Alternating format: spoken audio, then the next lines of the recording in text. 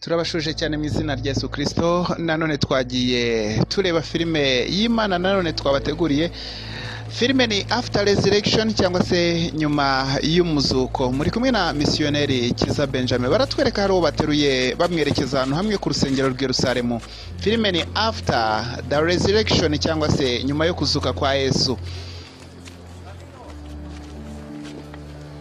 Nanone kandi ushaka andi mafilime nk'aya ngaya wajya kuri channel yacu ya YouTube VPMSPAS. Tuba twagiye tubategurira amafilime menshi. Muri filime After Resurrection harimo ibikorwa by'intumwa, ndetse rwose ni filime nziza cyane udakwiye kuba wacikwa. Nanone Petero na Yohana ku irembo ry'urusengero barabatwereka berekera hari uwasabirizaga nk'uko iyi nkuru igabwa iboneka mu gitabo cy'ibyakozwe n'intumwa.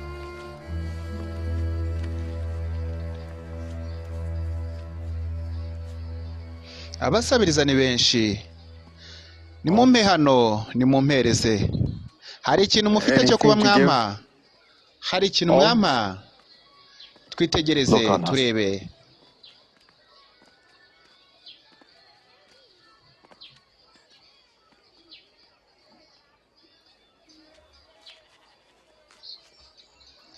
Ifeza n'izahabu ntabyo dufite, ariko icyo dufite turakiguha. Mu izina rya YESU KRISTO w'i Nazareti, haguruka ugende.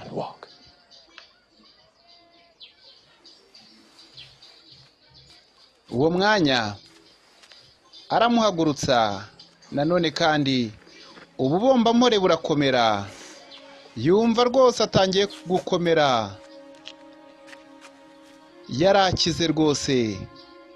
Igitangaza nanone cya mbere kiba kirakoretse nyuma y'uko Yesu asubiye mu ijuru. Filime ni After Resurrection cyangwa se byabaye nyuma y'uko Yesu asubiye mu ijuru. Yurira cyane rwose kwibaraza rya Salomo ashima Imana, agenda anezerewe cyane, yaramaze gukira. Abasirikare baramwitegereza, yarasabirizaga, ariko kuri iyi nshuro yaramaze guhura na bigishwa Petero na Yohana. Baramukiza mu izina rya Yesu. Wibuke yuko abafarisayo n'abasadukayo n'abanditsi bari bazi ko Yesu napfa bizaba birangiye. Nyamara ariko imbaraga z'umwuka wera bari baruzuye kuri Pentecote, zari imbaraga zibashoboza gukora imirimo yewe niyo Yesu yasize adakoze. Baranezerewe cyane. Abantu bose bagendaga bamureba, bamwe bakamwitiranya, ariko yari yakize. Iki ni kimwe mu bitangaza byabaye. Nanone nyuma yo kuzuka, bantu b'Abisiraheli, kubera iki mutangajwe n'ibi? Mukaba rwose mureba ibingibi mutwegereye cyane, nk'aho ibingibi twabikoze ku bw'imbaraga zacu kugira ngo tureke iki kirema kigende.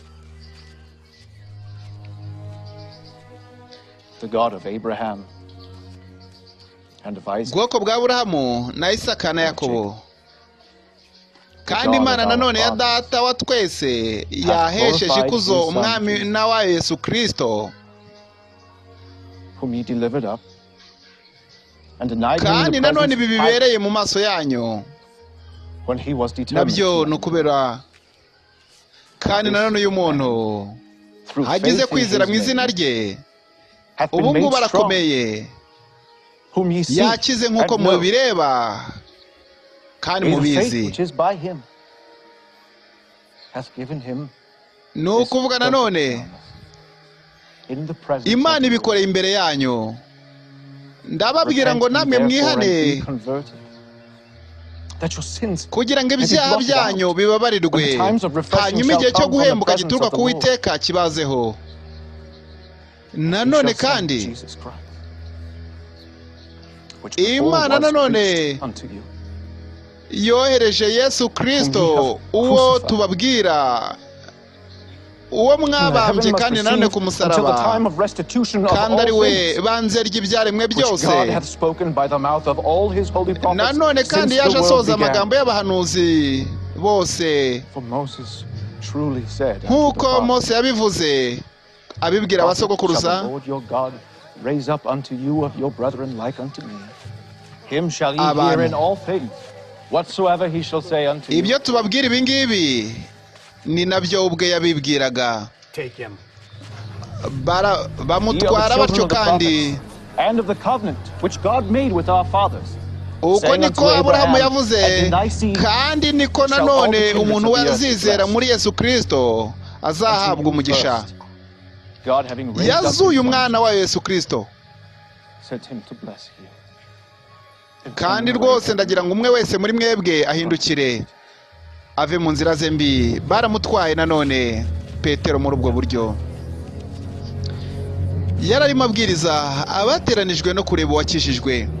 Ni nyuma gatoya y'umuzuko. Mu gitabo cy'ibyakozwe n'intumwa, filime After Resurrection, misiyoneri Kiza Benjamin niwe uri kwibakoreraho. Ahantu hamwe cyangwa ahandi i Yerusalemu. Ngira By ngo what power or in what name have you mushobora done this? kutubwira ni muri he zina mwakoze ibi bintu? You Bantu rulers of the mwese, people, namwe and bakuru elders of b'Abisiraheli, Israel. If we this day be examined of the good deed ntabwo done to ubu the impotent rwose man, mutuzanye mu By rubanza what means kubera he is made ikintu whole, cyiza twakoze cyo be guhagurutsa it wari known unto you wararemaye. all and to all the people of Israel, that by the name Izina of rya Yesu Jesus Kristo, Christ of Nazareth, uwo whom ye mwabambye crucified, kandi whom Imana God ikamuzura mu raised from bapfuye, dead, even ni by nawe him doth kandi mu this izina rye man nyine uyu mugabo stand mureba here ahangaha before you. yakize nyine. This is the stone which was set at naught of you builders. Ibi ni bya bindi byavuzwe ngo ibuye abubatsi banze niryo ryabaye irikomeza Neither is there ifuruka. salvation in any other. For there is none other Kandi nta name rindi under zina heaven riri given mu among men isi whereby we twaherewemo must be saved. gukizwa uretse izina rya Yesu. Abatambyi baregera nanone kandi turakorera iki uyu mugabo ra? Kubera yuko ibyo yakoze byagaragarariye abantu bose. Abantu bose babonye Yerusalemu, kandi ntabwo dushobora kubihakana rwose. Reka rero tubakange tubabuze kwigisha muri iryo zina, hanyuma tubarekure bagende.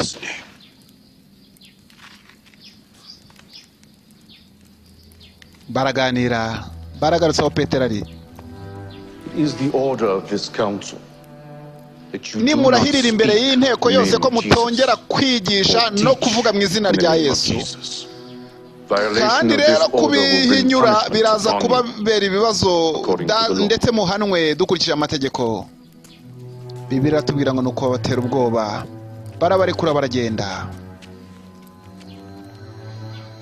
For Christ also Kubera Yesu ubwe nawe yarababaye. for sins, Barigisha the just for the unjust, that he might bring ibyo yabikoreye us kugira ngo to aduhuze God, n'Imana, being put to death nanone in the kandi flesh, but quickened dukizwe. by the Spirit. Arakomeza yigisha.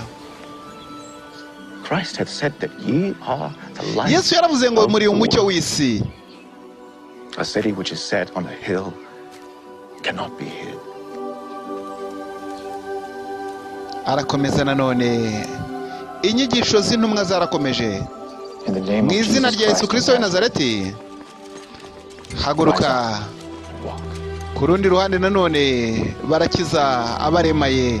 Imirimo n'ibitangaza birakomeza kujya mbere muri Yerusalemu. Barongeye nanone barabafata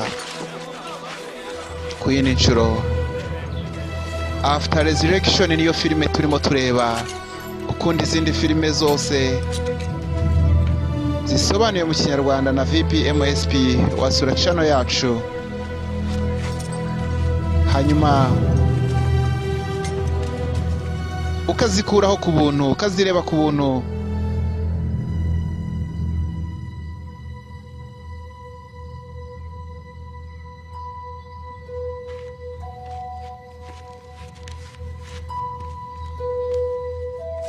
Filime ni After Resurrection. Go, stand, and speak in the temple to the people. ntimuhagarare kubwiriza. Yesu yarababonekeye. Mubwire abantu mu rusengero n'ahandi hose amagambo yose y'ubu bugingo. Hariya bari babafunze, marayika yarababonekeye arabafungura. Inkuru murazizi mu gitabo cy'ibyakozwe n'intumwa.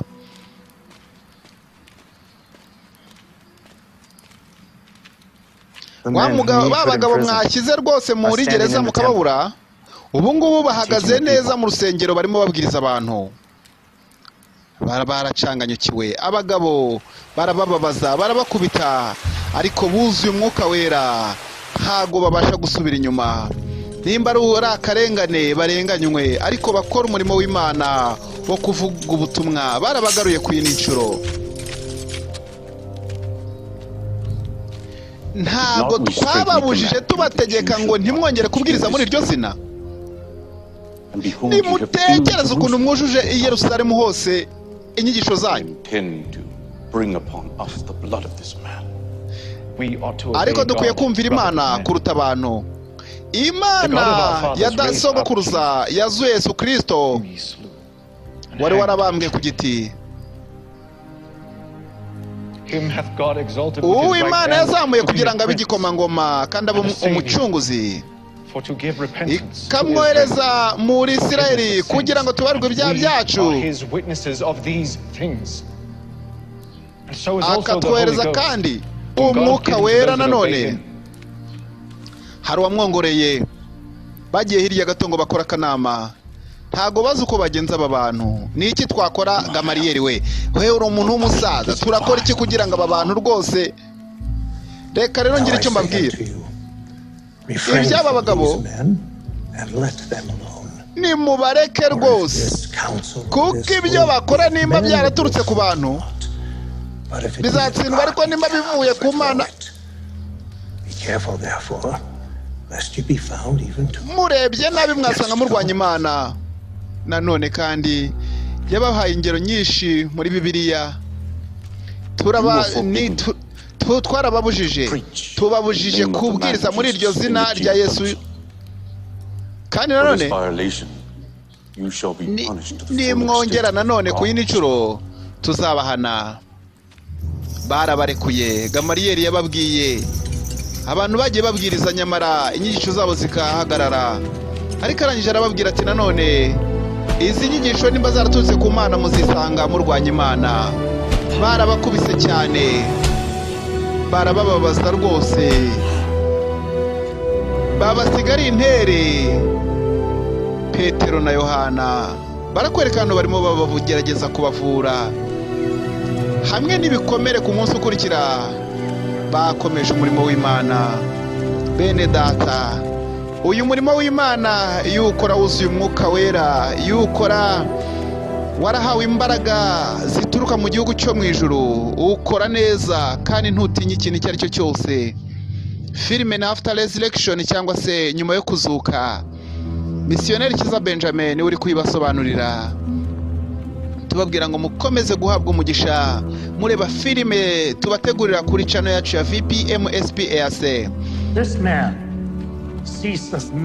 Aba bagabo, uyu mugabo mureba ntago rwose ahagarika gutuka Imana n'amategeko, kuko yavuze ngo Yesu w'i Nazareti ngazasenya uru rusengero ahindure n'amategeko ya Mose. Ibyo bintu bavuga ni ukuri? Baramubaza. Stefano, Men, bagabo, bavandimwe namwe ba data, hearken. The God of glory appeared Imana unto our yavuganye father Abraham na sogokuruza and said Aburahamu, unto him, iramubwira ngo va mu gihugu cyawe and from thy kindred, ujye mu and gihugu come into the land which I nzakwereka. shall shew thee. Then came he Hanyuma out ava of mu the gihugu land of the cy'Abakaludaya, Chaldeans, and dwelt in Haran, ajya i Kanani, and from thence, when his kandi father was dead, aba mu mahema kugeza ubwo yaziye muri kino gihugu. and he gave him none Imana yakimuhayeho inheritance. gakondo, No, not so much as to set his foot on it. atari ibyo Yet he gusa promised that he ahubwo would give it to him for possession, and to his seed after him, when as yet he had no child. Imana yongeye kuvugana nawe that his seed should sojourn in a strange land, and that they should bring them into bondage for yuko 400 ubwoko years. bwe buzajya mu But when the bunyage time of the promise drew imyaka nigh, 400 which God had sworn to arababwira Abraham, inkuru ndende the people cyane grew and ikibwiriza multiplied, kirekire in which ni time Moses was Sitefano born. ahamiriza And ab'i Moses was Yerusalemu learned in all the nanone wisdom of the kandi Egyptians, and was mighty in words and in deeds. And when he was full mu gihe 40 kandi years old, it came Mose into his yaragize heart imyaka to visit 40 his brethren, yaragiye asura the children of Abisiraheli. Israel. Uyu ni This wa is that Mose Moses, which said unto the children of wacunguye Israel, abana ba A Isiraheli. prophet shall the Lord your God raise up unto ariko you of Imana your yaravuze brethren, ngo like unto nzahagurutsa undi me, muhanuzi him shall ye umeze hear. nka we. This is he that was in the church in the wilderness with the angel, which spake to him in the Mount Sinai, and with our fathers, ni who ukuvuga received the nanone lively abangaba oracles to give unto us, to yabasobanuriye whom rwose our fathers ababwira could not obey, Yesu uwo ari we but uhereye thrust mu him from them, and in their hearts bitabo turned bya back again Mose. into Egypt, saying unto Aaron, Make Ni us gods to Sitefano go before us. umudiyakoni wari wuzuye For as umwuka for this wera. Moses, which brought us out of the land of Egypt, we wot not what is become of him. And they made a calf in those days, and offered sacrifice unto the idol, and rejoiced in the works of their own hands.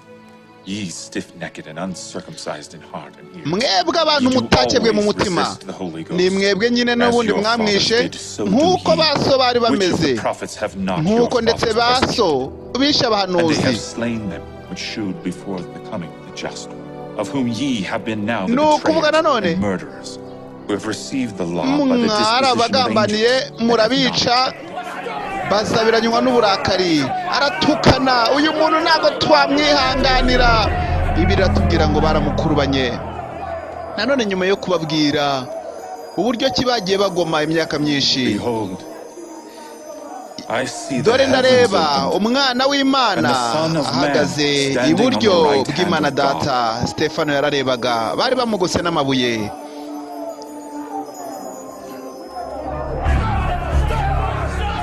Barakurubana, ngo baramukurubanye cyane, niko birivuga.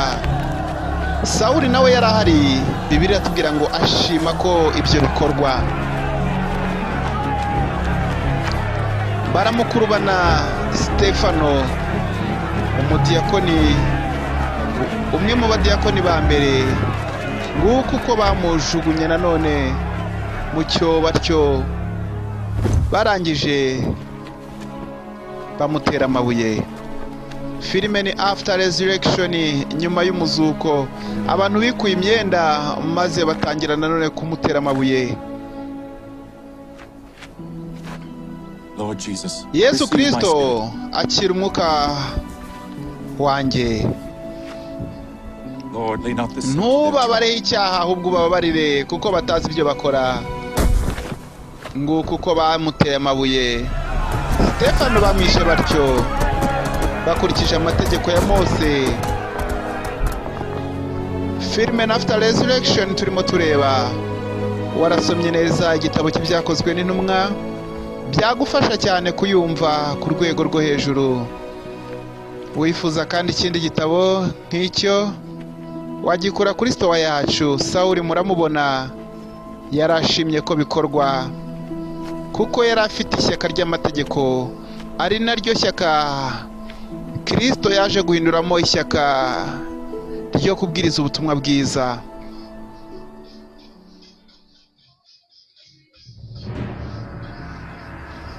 Uko niko akarengane kakurikiye ubutumwa bwiza katangiriye kuri Yesu. Yari yaravuze ngo umwigishwa ntaruta umwigisha we. Baratwereka nanone umubare munini w'abigishwa bava hamwe berekeza ahandi nanone. Nyuma y'umuzuko, nyuma yo kuzuka kwa Yesu, After Resurrection, niyo filime turi kureba. Itorero ryari ryarahawe imbaraga, abigishwa bari barahawe imbaraga, ntibakangagwa no gupfa. Urupfu ntago rwari igikangisho gihagije ku buzima bwabo. Bari bambaye imbaraga z'Imana. Biragoye kugira ngo korera Imana y'umwuka uri mu mubiri. Imbaraga z'umwuka zabashoboje kugeza ubutumwa aho Yesu yari yababwiye kubugeza hose, kandi zabashoboje kuba ibitambo by'ubutumwa bwiza. Nabo ubwabo barapfa bazize ubutumwa bwiza. Baratwereka abigishwa, cyangwa se baratwereka nanone Sawuli twibeshye gatoya yahuye na Yesu yerekeza i Damasiko. Sawuli urandenganyiriza iki? Urinde mwami? Ndi Yesu uwo urenganya. It is hard for thee to kick against the pricks. Mwami, nicyo ushaka yuko nkora? Haguruka ujye mu mujyi, uzabwirwa ibyo ugomba gukora byose.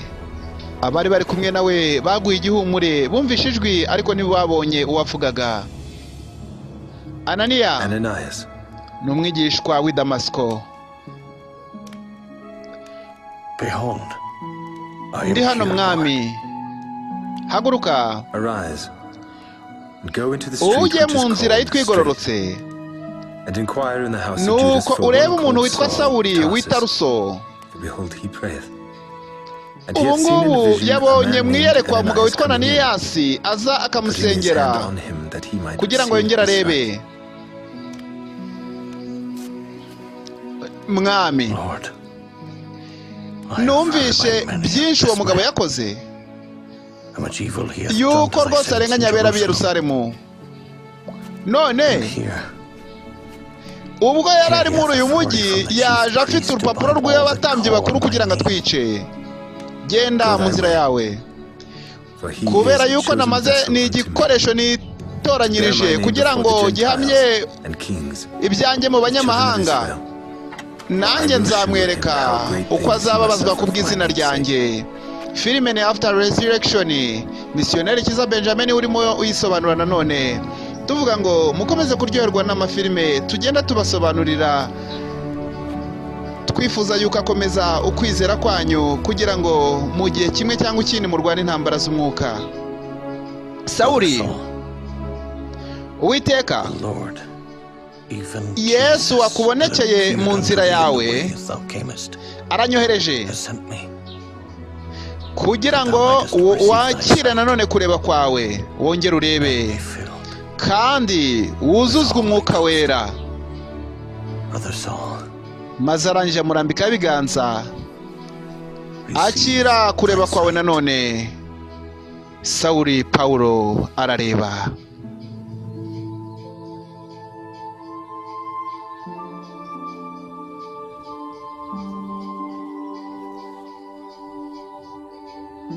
Arongera arareba, amaso yabasha kuba yabona ishyaka ryose nanone Pawulo yari afite, ariwe Sawuli w'i Taruso yari afite ku murimo w'amategeko yagombaga kuzarikoresha mu nzu y'Imana.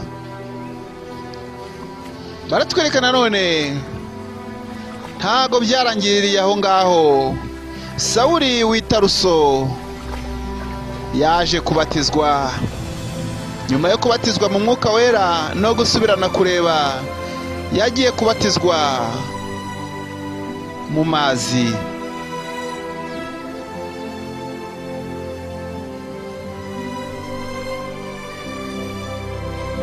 Yamubatije mu izina ry'Imana Data, Umwana n'Umwuka wera.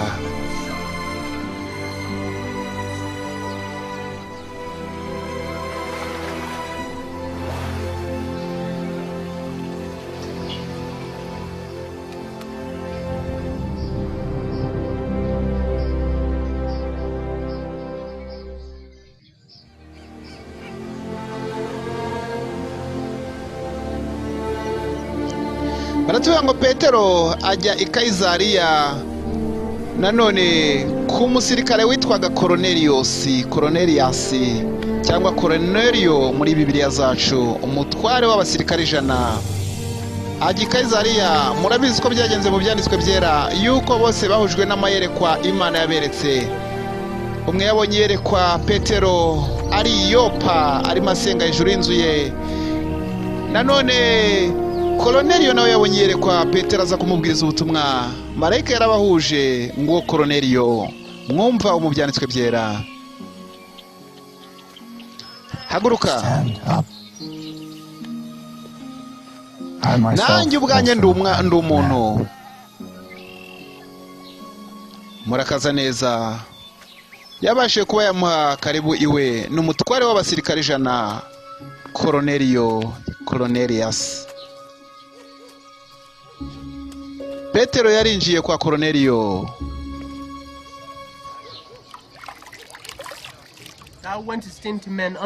None ni gute wicaranye n'abantu batakebwe? Dore yavuyeyo barimo bamubaza ni Yerusalemu nyuma ho gatoya ugasangira nabo koko. Muri icyo gihe nari ndi mu mujyi w'Yopa, nari ndimo nsenga. Nuko nagiye kubona iyerekwa.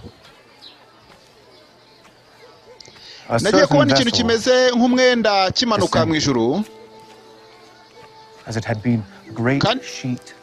Cyari kimeze nk'ishuka nini rwose kandi giturutse mu ijuru mu mfuruka enye z'isi. Hari harimo When I had fastened mine eyes, I considered and saw. harimo inyamaswa z'ubwoko bwose. And wild beasts. Izizira n'izitazira. Things and fowls of the air. And I heard ndabyitegereza. Ijwi rirambwira riti, haguruka Peter. Baga wirire. And eat. But I said, ndavuga ngo ya mwami ntabwo nigeze mfata ikintu kitacyanduye ngo nkirye.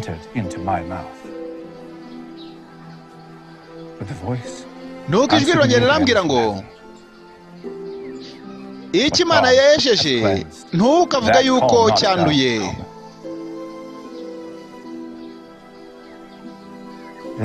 Ibyo byabaye nk'inshuro 3 zose. Ubwo umwenda uhita uzamuka usubira mu ijuru.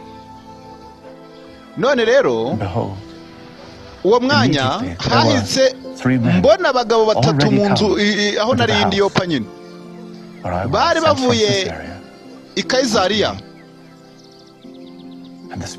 Nuko umwuka wera anegeka kugendana nabo. N'abavandimwe banjye 3 bamerekeje. Twinjiye mu nzu ya Cornelio koko. You know how that it is an unlawful thing for a man that is a Jew.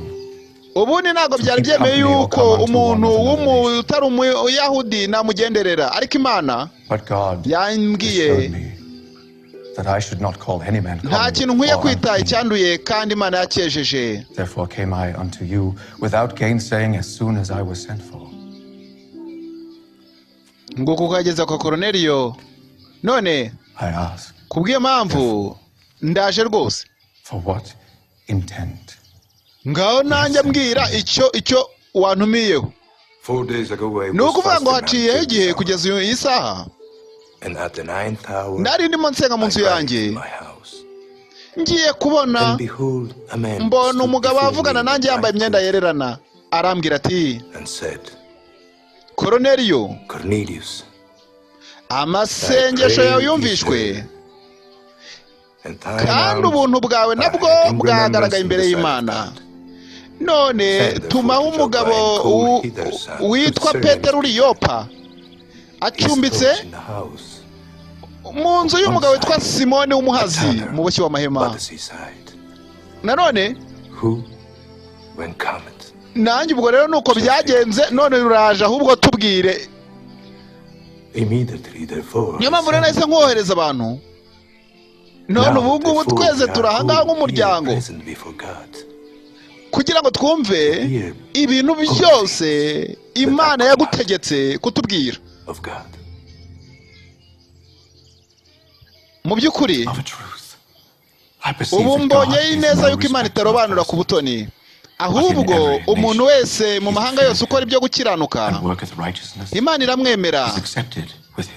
Nibwo yarabimenye ijambo Imana yohereje Abisiraheli rero yo kubwiriza abantu amahoro binyuze muri Yesu Kristo.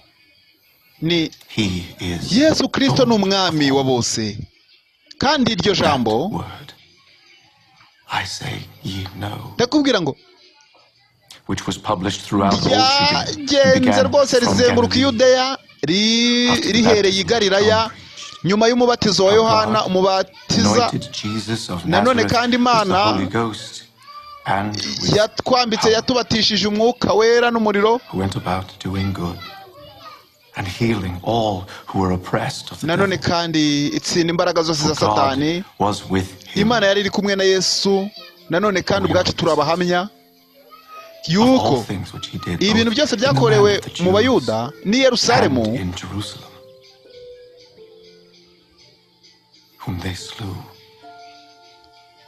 kandi nanone him God raised up the third day and showed him openly. Imana nanone yarabiyeretse abantu benshi, ariko si bose, ahubwo twebwe abahamya nyuma yo kuzuka yaratwiyeretse. Nanone nyuma yo kuzuka yaradutegetse ati tubwire abantu, tubabwirize kandi tubabwire yuko ari we mucamanza w'abazima n'abapfuye washyizweho n'Imana, kandi yuko agakiza kari mu izina rye gusa. Petero arabwiriza kwa Koruneliyo. Iryo ni ryo jambo.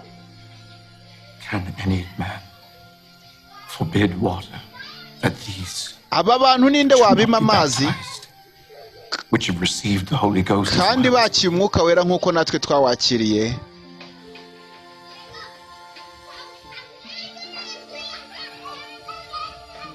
Nanone kwa Koruneliyo, the word of the Lord, how that he said, John indeed baptized. Jambo ry'Imana riravuga ngo Yohana umubatiza yabatizaga mu mazi, ariko we azabatirisha umwuka wera n'umuriro. For as much then as God gave them the like gift, as he did unto us who did believe on the Lord Jesus Christ. Nimwizera mu izina ry'Umwami wacu Yesu Kristo, mwari mukwiye kubatizwa. Abo kwa Koruneliyo barabatijwe.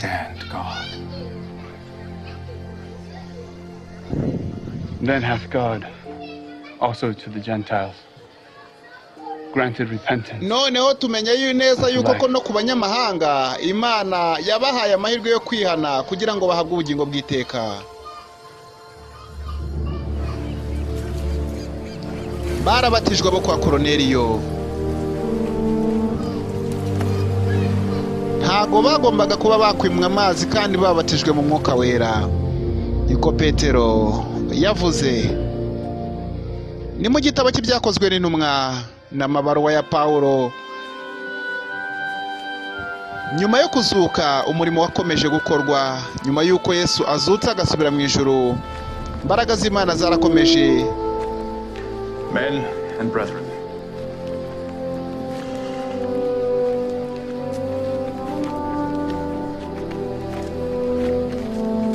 kuwundi munsi nanone, you know how that a good while ago God made choice murabizi neza yuko Imana that the Gentiles yamisemo kugira ngo mbwirize abanyamahanga ubutumwa bwiza. Kandi Imana izi imitima, yabahaye umwuka wera nk'umuhamya nk'uko natwe yabitugenjereje. Mbese nta tandukaniro yashyize hagati y'Abayahudi n'abanyamahanga, bamaje kwezwa imitima yabo.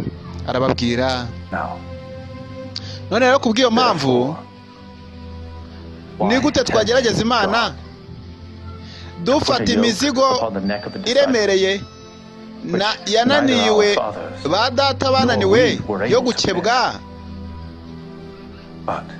tukabihereza abakiye ubutumwa bwiza. Ahubwo mu izina rya Yesu Kristo abantu bazakizwa nk'uko natwe twakijijwe, niyo baba ari abanyamahanga.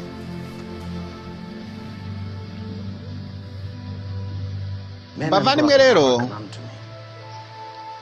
Simoni nk'uko abivuze, how God at the first did visit the Gentiles to take out no them kuvuga ngo rwose and to this agree the words of the amagambo rwose y'ubuhanuzi yose ijambo riravuga ngo muri icyo gihe nzongera nubaka inzu ya Dawidi, nzongera nanone nubaka ubwo bwami, kandi nanone that the residue of men might seek after the Lord. And all the Gentiles upon whom my name kandi abanyamahanga bose bitiriwe izina ryanjye nabo bazaza nanone ku Mana mushima Imana imirimo yayo uhereye mu itangira ry'isi. Mu by'ukuri ngiye icyo navuga, nimureke abanyamahanga nabo bizire ku Mana, kuko turi umucyo kuri bo. Arababwira, reka tubabuze ubusambanyi, tubabuze no kurya inyama zaterekerejwe ibigirwamana.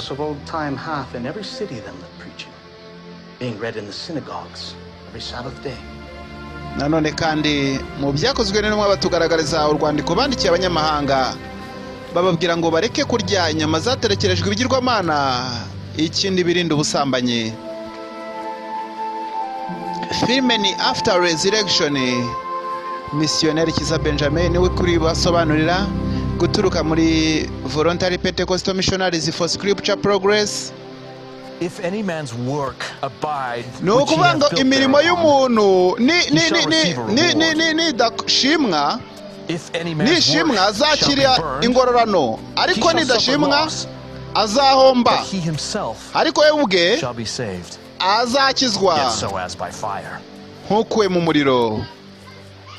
Pawulo yatangiye kwigisha, noneho mumenye yuko muri insengero z'Uwiteka kandi umwuka wera ari muri mwebwe.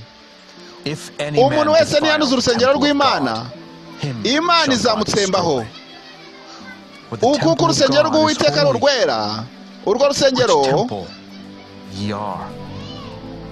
ni mwebwe.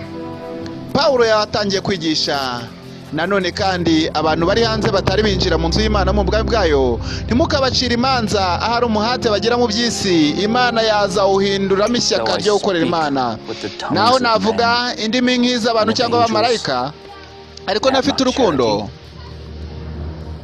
naba mbaye rwose nk'icyuma gisakuza. Niyo nagira impano y'ubuhanuzi ndetse nkamenya amabanga yose n'ubwenge bwose, nkagira n'ukwizera kwabasha gukuraho imisozi, ntafite urukundo ntacyo byaba bimaze. Niyo nagurisha ibyanjye byose nkagaburira abakene, cyangwa nanjye ubwanjye nkatanga umubiri wanjye nkatwikwa, nta rukundo ariko ntacyo byaba bimaze. Urukundo rurihangana, urukundo ntirugira ishyari, urukundo ntirushaka ibyarwo, urukundo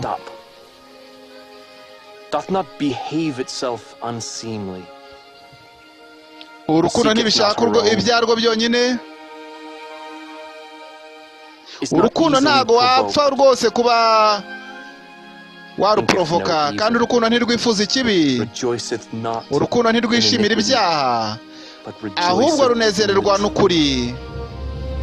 Urukundo nanone ni mu rwandiko rw'Abakorinto, bamuteye amabuye irusitira arabyibuka, rwizera byose, rwihanganira byose, rubabarira byose. Urukundo ntago ruzatsindwa, ntiruzashira. But whether there be prophecies, ariko tongues, ubuhanuzi buzarangira, indimi zizarangira, ubwenge buzarangira nabwo, kuko tumenya igice kandi duhanura igice, ariko igihe cyuzuye kizaboneka. Ibyo bituzuye nyine bizakurwaho. Igihe nari ngira umwana, najyaga mvuga nk'umwana, najyaga numva ibintu byose nk'umwana. Abasirikare barumva. Natekerezaga nk'umwana. Ariko igihe nabaye umugabo mukuru, ibintu by'ubwana narabiretse. Kubera ko For now we see through a glass darkly, but then face to face. ubwanjye Now I know ndabizi in noneho part, ubu ngubu kuko but then shall I nzi know. igice, ariko igihe kimwe nzamenya byinshi. And now abideth faith, hope, Noneho charity, mu kwizera, urukundo, but the greatest of these, ibi byose mubikomeze. Nyuma yo kuzuka pe Pawulo yakomeje ubutumwa bwiza, intumwa zakomeje kubwiriza. Mwene data ugeza hehe? Written from Corinth, cyangwa se ngo byandikiwe i Korinto muri 52 nyuma ya Yesu. N'urwandiko rwandikiwe abanyakorinto. Nanone baragenda batwereka, nanone badukiniye filime girimo byagiye byandikwa mu nzandiko zitandukanye za Pawulo, zo twita Pauline epistles, cyangwa se inzandiko za Pawulo muri Bibiliya yawe, zikurikirwa hagati y'inzandiko rusange n'ibyakozwe n'intumwa. Andika ngo, Read. Now we beseech you, brethren, by the coming of our Lord turabinginga Jesus bene Christ, data kubwo kuza k'umwami wacu Yesu Kristo, ubwo tuzahurizwa hamwe, be not soon shaken mutatakaza in mind, ibitekerezo, cyangwa ngo muhangayike, cyangwa either ngo by spirit kubw'amagambo no ku kindi kintu icyo ari cyo cyose. Kubera yuko kugaruka kwa Yesu Kristo kuri hafi. Nanone arandika ibaruwa ayandikira abakorinto. Andika ngo ntihakagira umuntu wese ubashuka mu buryo ubwo ari bwo bwose, kuko uwo munsi ni urwandiko rw'abakorinto, uwo munsi ntuzaza urya muntu w'umunyabyaha atari yahishurwa. Uwo ni Antikristo avuga. Yari ari Korinto yandikira Abatesalonike. Pawulo yakoze umurimo w'Imana, niwe Sawuli w'Itaruso. Abadusabye filime irimo Pawulo, nanone ngo rwandikiwe muri Efeso. Nimba muri ubu buzima gusa aribwo twiringiye Yesu kubw'ubuzima bwo mu isi, bisa naho nta ari twe banyabyago gusa. Ariko noneho nimba Yesu Kristo yarazutse mu bapfuye, akaba umuganura, kubera yuko icyaha cyazanywe nanone n'umuntu umwe, kandi nanone kuzuka kw'abapfuye kwazanywe n'umuntu umwe. Kuko twese muri Adamu turapfa, ariko muri Kristo twese tuzaba bazima. Kandi umunsi umwe Yesu, imfura mu bazutse, azahagarara ku bicu nanone. None haboneka iherezo, ubwo azafata ubwami bwose akabugarura Imana, ubutegetsi bwose, imbaraga zose, ibyo byose azabirangiza, kandi azashyira abanzi be munsi y'ibirenge bye. Umwanzi wa nyuma uzasenywa agakubitwa hasi yitwa rupfu. Turakomeza tureba ibyo Pawulo yagiye yandikira abantu benshi batandukanye. Mwene data turi kureba iyi filime nikomeza ukwizera kwawe. Igihe yatembereraga muri Makedoniya muri 57 nyuma ya Yesu Kristo, nanone yongeye kwandikira irindi torero. Noneho rero, nimba umuntu ari muri Kristo Yesu, habaye icyaremwe gishyashya. Andika, ibya kera biba bishize, reba byose biba bihindutse bishyashya. Aha ni Korinto. Kandi Imana yihuje natwe nanone kugira ngo rwose tuboneke dufite umurimo mwiza wo guhuzwa n'Imana. Imana yahuje isi n'abantu bayo nanone, kandi Imana yaduhaye ijambo ry'ubwiyunge. Yahamagaye undi ngasome.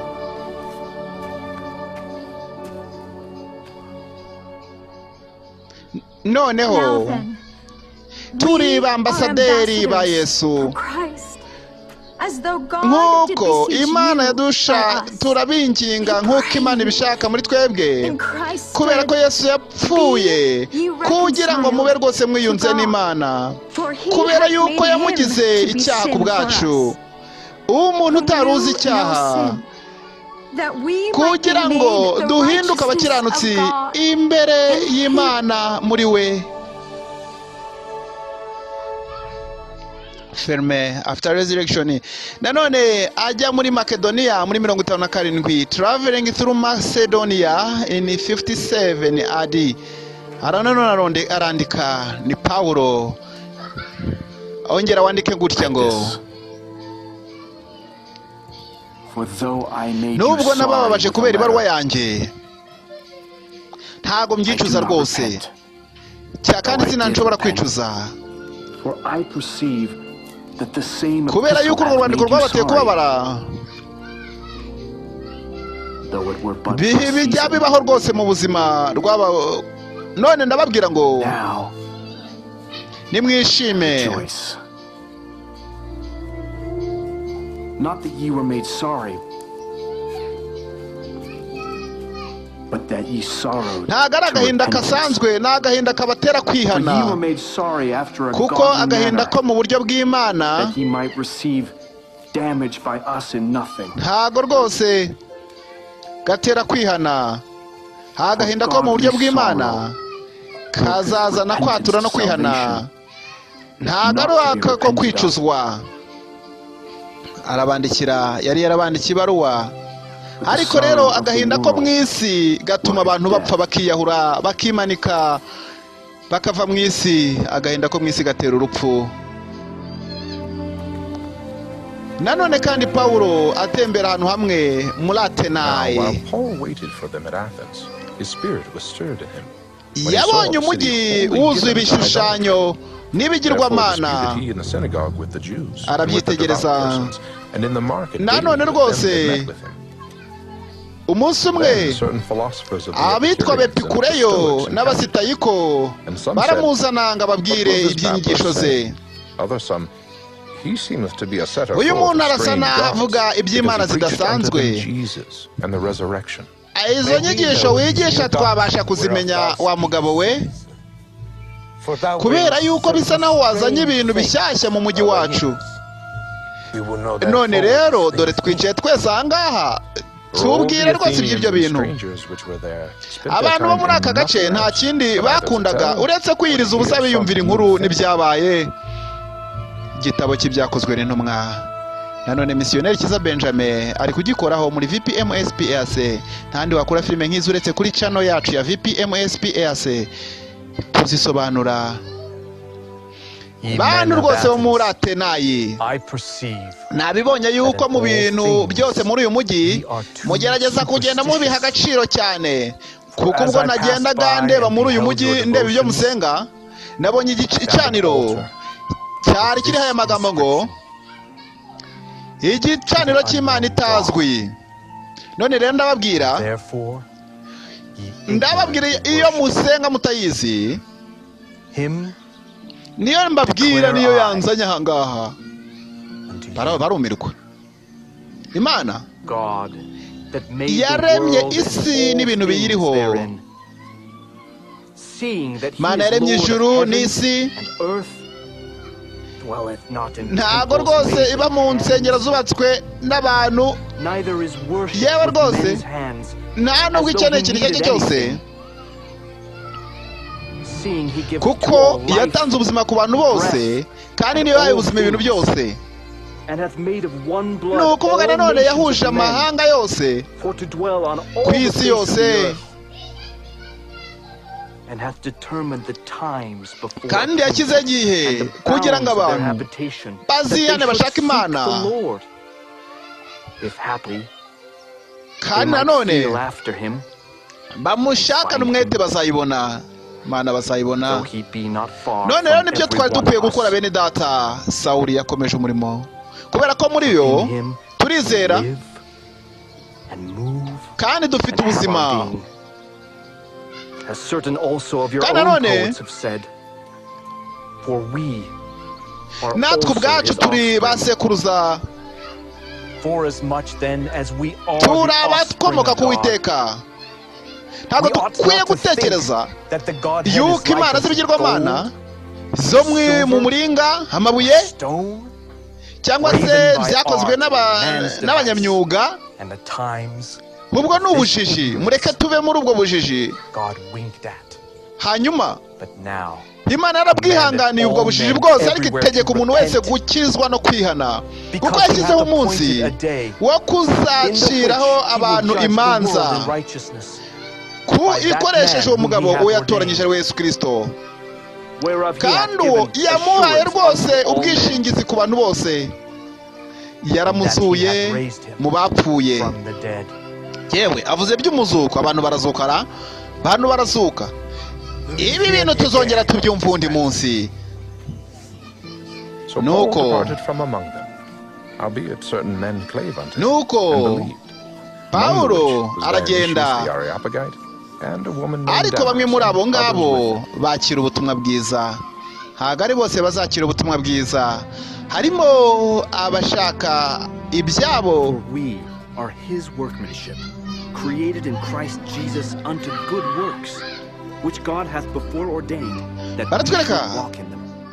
Wherefore, remember that ye being in time past Gentiles in the flesh, who are called uncircumcision.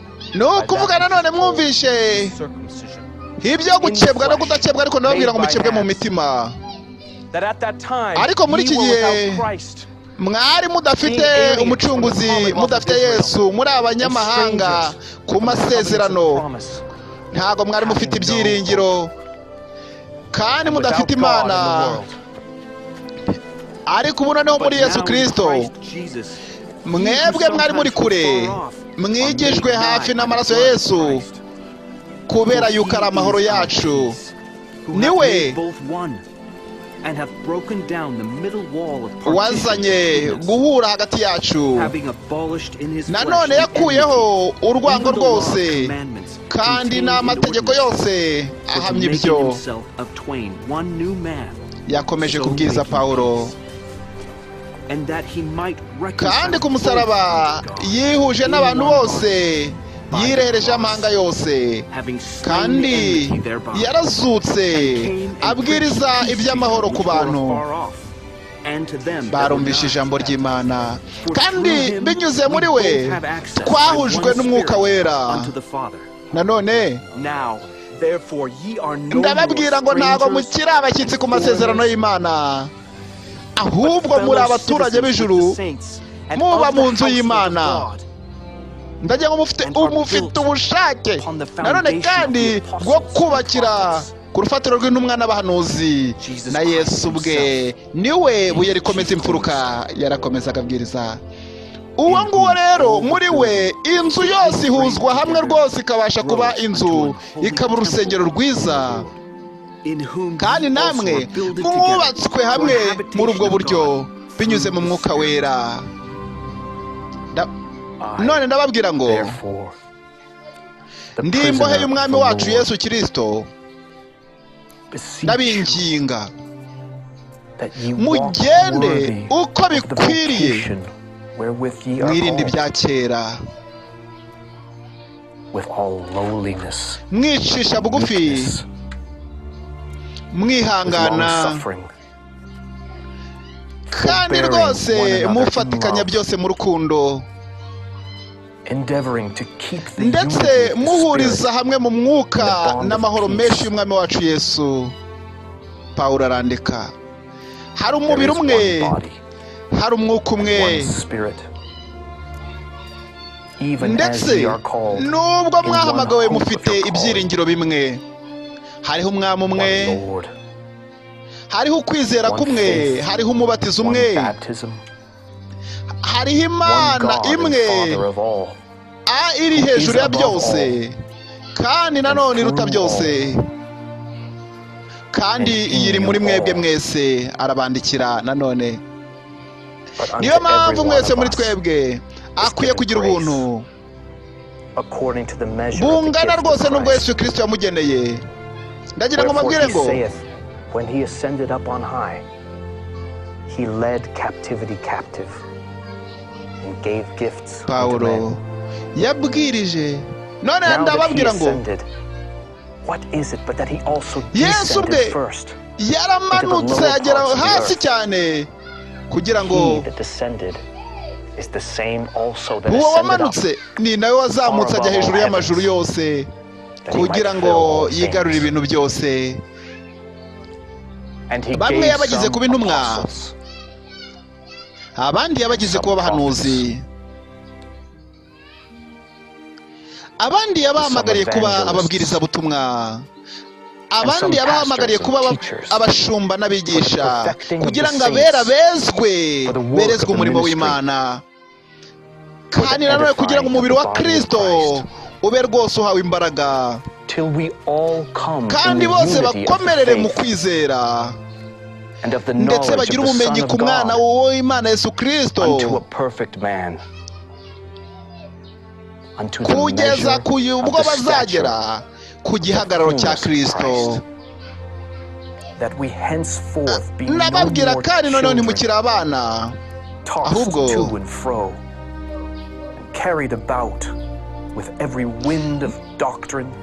mwirinde inyigisho z'abantu na doctrine zabo,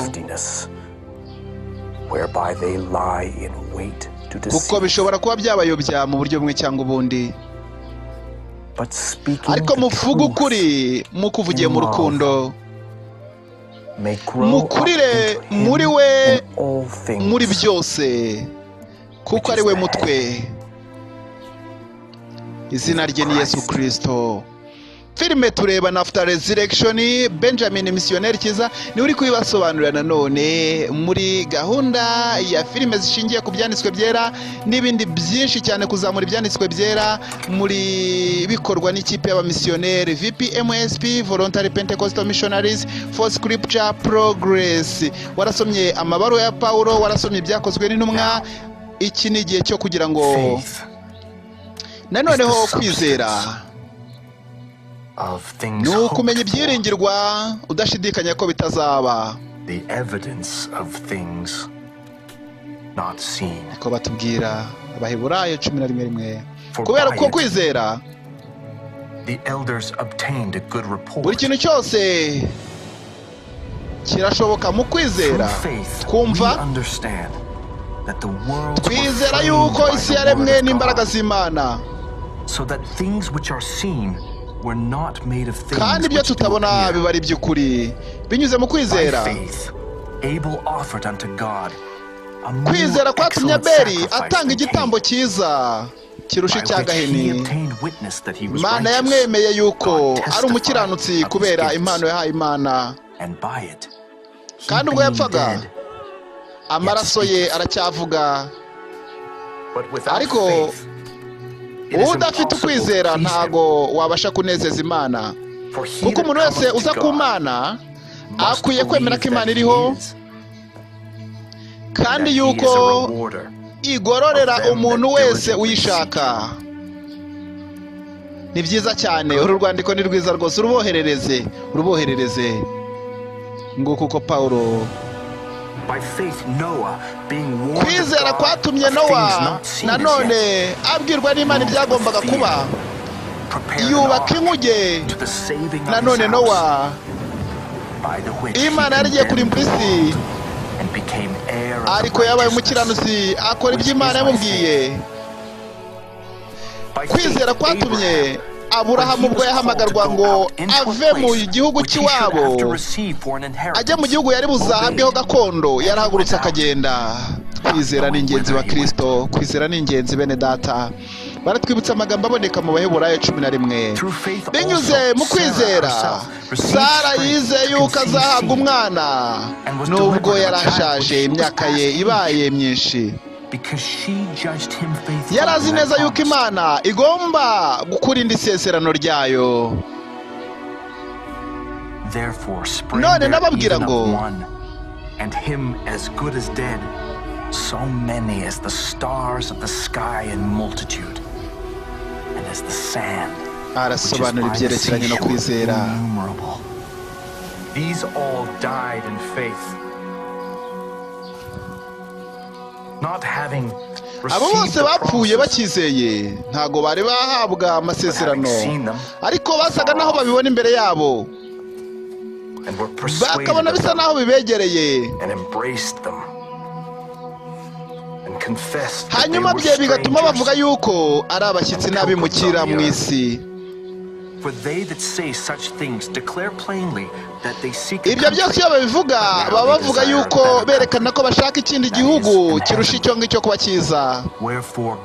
Ku bw'ibyo ngibyo Imana ntikorwa n'isoni zo kubita abana bayo kubera yuko yabiteguriye umudugudu. Barakomeza batubwira Pawulo yakoze umurimo nanone. Kwizera niko kwatumye Aburahamu ubwo yabwirwaga n'Imana gutanga Isaka, nubwo yari yaramuhawe nk'isezerano akamubona ashaje kandi ariwe mwana w'imfura wenyine afite, ariwe mwana we w'ikinege, yibwiraga yuko ari bumuhabwe kubwo kwizera. Yarazi ko Imana izamugarura imukuye mu bapfuye, yizeraga ko Imana yamukura mu bapfuye.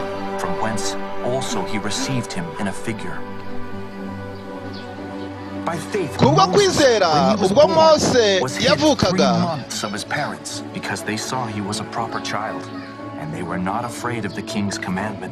yaremeye rwose. Mose ubwo imyaka yari ibaye myinshi ntiyemeye kandi ntiyakunze kuba umwana wa Egiputa, umwami wa Egiputa, ahubwo ajya kubabarana n'ubwoko bw'iwabo. Ntabwo yabonaga ko ubutunzi bwose bwo muri Egiputa ari ubw'agaciro kuruta kubana n'ubwoko bwe. Kubwo kwizera inkike ya Yeriko zaramanutse zikubita hasi. Bene data, kwizera ni ikintu gikomeye, kwizera ni ingenzi. Kubwo kwizera abatakaje ababo bababonye ari bazima. Kubwo kwizera abenshi barishwe, baratwereka Stefano, kandi ntibemera gukizwa kubwo kwizera kuko bari bategereje kuzuka. Abandi barakubiswe, barokejwe, barababajwe, babakuyemo amagufwa yabo, barabafunze imibabaro myinshi.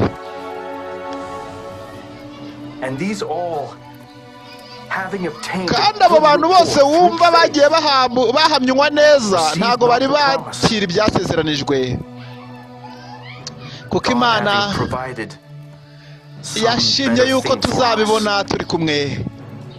None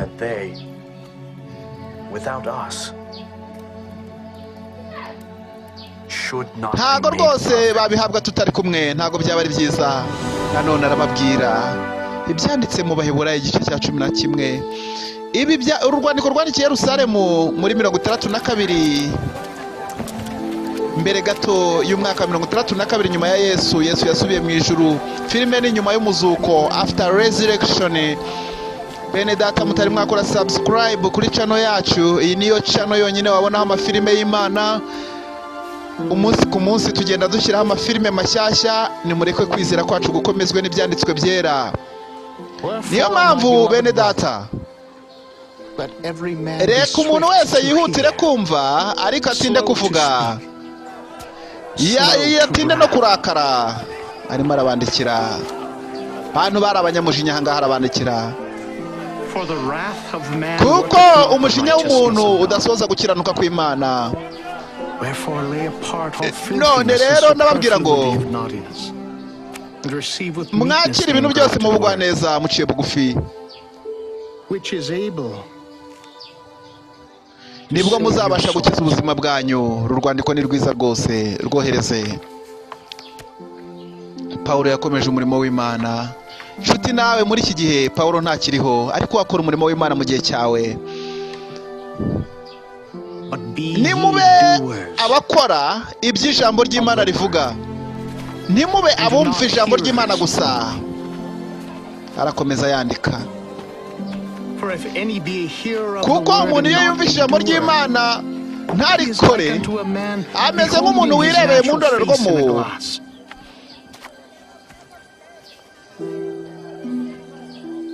Ariko mu kanya akibonamo nyine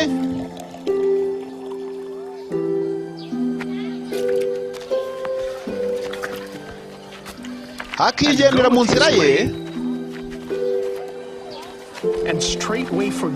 hanyuma akibagirwa uko yari ameze. Niyo mpamvu mukwiriye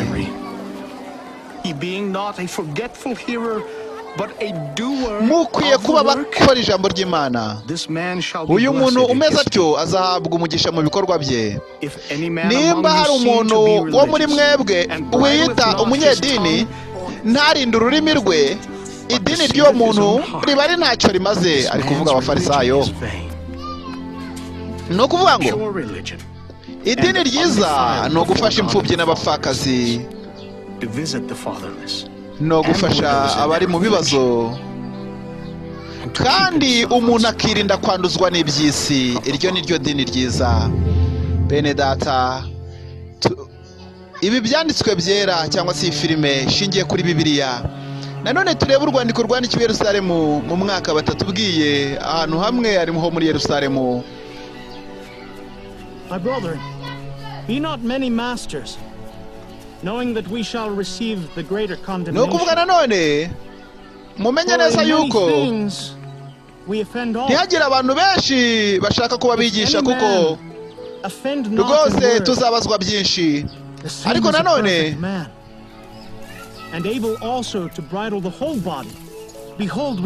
nimurebe ukuntu dufata rwose umushumi tugashyira mu ngamiya cyangwa mu ndogobe. Niko nanone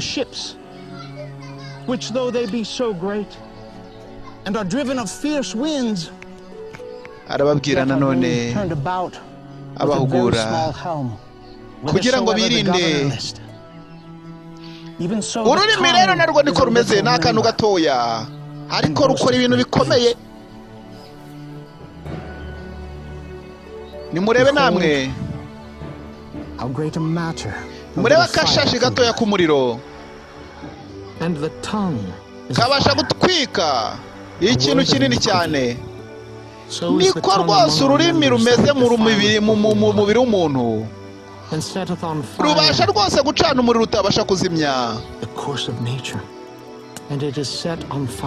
rukageza umuntu mu muriro w'ikuzimu. None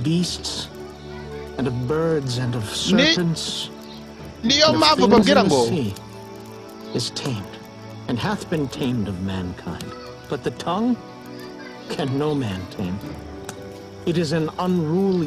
ururimi ni rwo tuvugisha ibyiza, ni rwo dukoresha.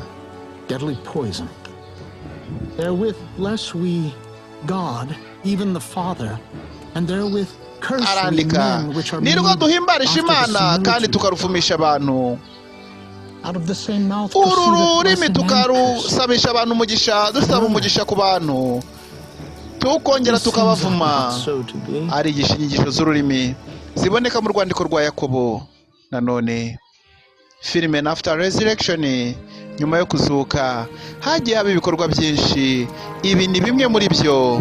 Tubabwira ngo VPMSP twitaye ku kintu kivuga ngo tubakorera amafilime akomeza kwizera kwacu. Nimba runamutse wari ucitse intege, usubizwe intege mu rugendo, nuko Imana iri kumwe nawe. Baratwereka ahantu hamwe cyangwa ahandi. Nanone filime after resurrection niyo turimo tureba. Paul, komera cyane. Ahangaha rwose ukwiye kumamya nk'uko wamamirije Yerusalemu. Aha ni Korinto.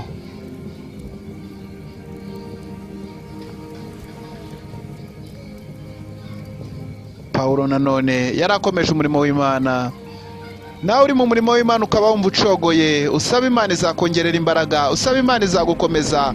Umurimo ntago ari uwawe, ni umurimo w'Imana. Mujye mwibuka yuko umurimo dukora watangijwe n'Imana, ni umugambi mugari w'Imana. Bityo ntukabe selfish, ntukagire kuwikubira cyangwa ngo wumve ko ibintu uzabyirangiriza n'ayawe maboko. Uyu si umurimo w'abantu, ni umurimo w'Imana. Ni umuntu ashobozwa no gusenga, ni umurimo umuntu ashobozwa no kwemerera Imana agakorana nayo kugira ngo asohoze umuhamagaro yahamagariwe kugenderamo muri Kristo Yesu.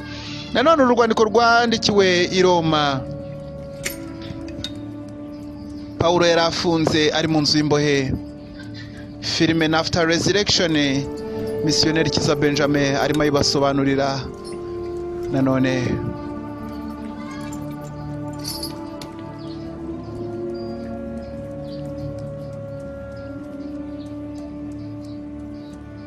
This know also, that in the last days bandikire ngo mu minsi y'imperuka perilous times shall come. Hazaba ibihe bikomeye. Abantu bazaba bikunda, bakunda imiya,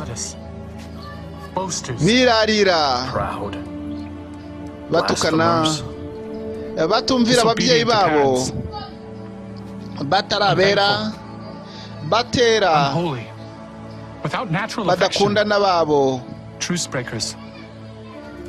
barenganya. Bandikira urwandiko niko rumeze. Uru rwandiko yarwandikiye Timoteyo ari muri gereza. Bazaba batanyurwa, fierce,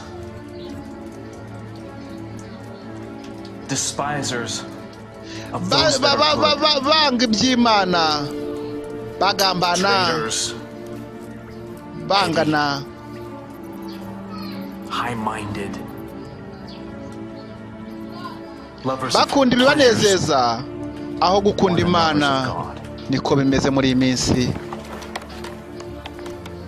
Having a form of godliness, denying the power thereof.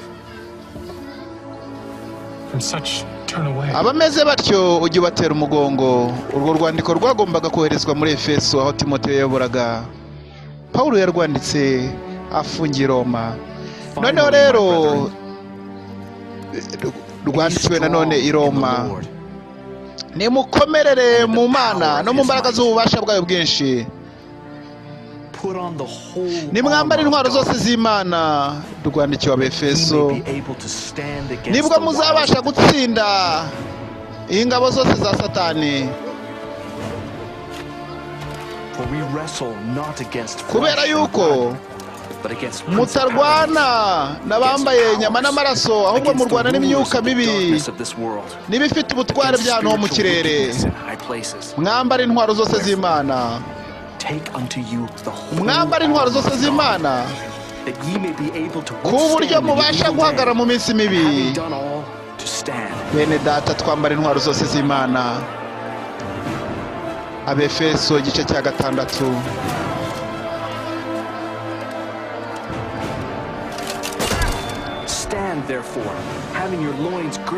Nimwambare intwaro zose.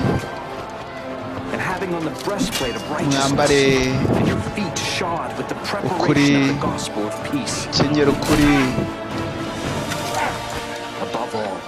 Nanone mufate imyambi. Barakwereka hano ntabwo uyu musirikare abasha gutsindwa, afite intwaro zose. Nanone kandi mwambare ingofero ariyo gakiza. Nanone kandi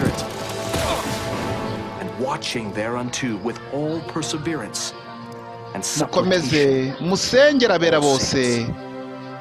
Pawulo yakomeje umurimo we. Filime ni After Resurrection cyangwa nyuma yo kuzuka. Weho ndagutongera mu maso y'Imana no mu maso ya Yesu Kristo, uzacira imanza abazima n'abapfuye ubwo azaba agarutse. Bwiriza ubutumwa bwiza. mu gihe kigukwiriye n'igihe kitagukwiriye, uhane, uteshe, uhugure, ufite kwihangana kose, kuko mu minsi izaza abantu batazihanganira inyigisho nzima. Yandikiraga igihe kigiye kuza, abantu ntabwo bazakunda inyigisho nzima, ahubwo kubera amatwi azaba barya bazigwiriza abigisha bahuye n'irari ryabo, bazava mu kuri bave mu kwizera. Ariko muri byose ukora umurimo mwiza w'ubuvugabutumwa nk'uko bigukwiriye, kubera yuko ubu maze kumera nk'ibisukwa ku gicaniro. Narwanye intambara nziza, ndangije urugendo rwanjye neza, narinze ibyo kwizera. Barakwereka ni Pawulo. Ubu noneho mbikiwe ikamba ry'ubugingo, iryo Yesu Kristo bagiye kumuca umutwe. Ni Pawulo azampa kuri urya munsi, ariko si njye njyenyine, ahubwo n'abakunze kuzaboneka kwe bose. Pawulo yapfuye atyo, apfa asoje umurimo. Ayo magambo ya nyuma aboneka mu rwandiko rwa nyuma yandikiye Timoteyo, ari narwo rugaragara nk'aho ari urwandiko yavugiyemo amagambo ya nyuma. Bene data, mumaze kureba iyi filime, Pawulo ntakiriho, na Petero ntakiriho, Timoteyo ntawe uhari, ndetse n'abandi ntibakiriho. Ariko uyu munsi wewe wahamagawe n'Imana, urahamagarirwa gukora umurimo wawe w'ubuvugabutumwa bwiza. Ugira umwete wo gukora uwo murimo mu gihe kigukwiriye n'ikitagukwiriye. Amagambo Pawulo yabwiye Timoteyo yongera amagambo yawe. Turakubwira kandi weho warebaga filime After Resurrection utarakira Yesu Kristo nk'umwami n'umukiza w'ubugingo bwawe. Mbese ikintu cyaba ari cyo gihe cyiza Stefano yicishijwe amabuye, n'abandi benshi bagiye basoza urugendo rwabo mu mahoro. Ariko si weho ntabwo wakwakira Yesu Kristo. Nimba wifuza kwakira Yesu Kristo nk'umwami n'umukiza w'ubugingo bwawe, subiramo aya magambo: Mwami Yesu, nje imbere yawe, ndi umunyabyaha. Nizeye yuko Yesu Kristo yapfiriye ibyaha byanjye, kandi yuko Imana yamuzuye mu bapfuye. Umbabarire ibyaha byanjye, unyeze untunganye, ungire icyaremwe gishya. Tubisabye twizeye mu izina rya Yesu Kristo, amen. Ukimara kureba filime, uhitemo itorero rya Gikristo rifasha imyizerere yawe, rituma ukura ukambara imbaraga z'Imana kugeza ubwo uzagera ku rugero rw'igihagararo cya Kristo. Murakoze cyane. Mwari kumwe na missionnaire Kiza Benjamin guturuka muri VPMSP. Filime ni After Resurrection. Tukubwira yuko kuri channel yacu ya VPMSP wakuraho amafilime menshi cyane, hanyuma tukazabonana ubutaha nanone ku yindi filime. Imana ibaha umugisha, Imana ibaha umugisha. Ciao ciao.